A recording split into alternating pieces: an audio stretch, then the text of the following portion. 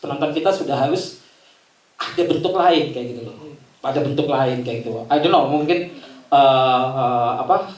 jadi maksudku jadi sesuatu yang baru lagi kayak gitu. Jadi saat Pak Dili mengatakan ke aku bahwa wow ini ada kanibalisme ya gitu ya. Oke, kita kita tidak mau yang jadi terlalu ini menggurui kayak gitu ya, sesuatu cerita yang sangat menggurui atau film yang sangat menggurui. Kita hanya menyuguhkan bahwa kanibalisme itu sebenarnya masih ada sampai sekarang. Mungkin bentuknya yang berbeda.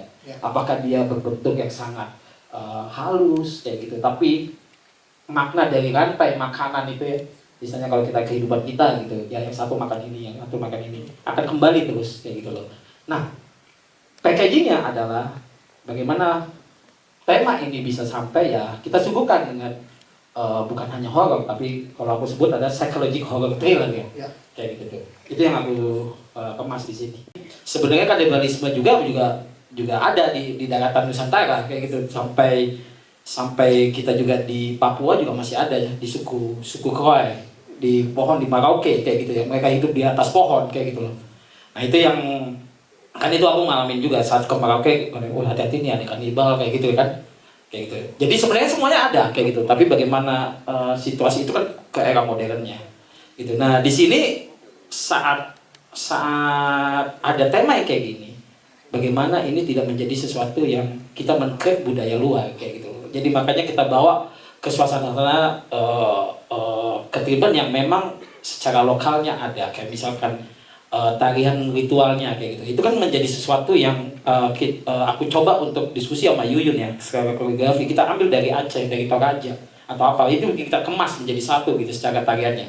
Mungkin ada pola-pola gerakan yang menjadi dari Papua kayak gitu. Jadi ini berasa tema yang beda.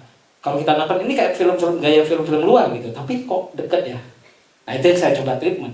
Nah, ini kan saya sebut waktu pas di lokasi di Pocong Malu namanya. Biasanya kalau orang pocong di sini, apa namanya nih? Enggak permen apa? Sugus kayak gitu. Nah ini katanya di leher kayak gitu loh. Nah kalau kita lihat juga ada kan seperti ada simbol-simbol Sanskrit ya. Iya. Kalau kita lihat kan dunia ini Nusantara juga dulu memakai bahasa Sanskerta kayak gitu, Sanskrit gitu. Nah kita coba balik lagi ke situ, bahwa bukan di Jawa dulu asal mulanya bahasa Jawa gitu, bukan kayak gitu kan. Nah kita harus peduli sama sejarahnya kayak gitu. Jadi ya looknya modern atau apapun ya, ini yang terjadi di era sekarang. Tapi aku mencoba untuk ya kalau kita contoh kayak Parasite, Get Out, ya kan, Talk to Me dengan yang sangat modern, tontonan yang sangat modern gitu. Tapi rasanya dekat sama budaya kita.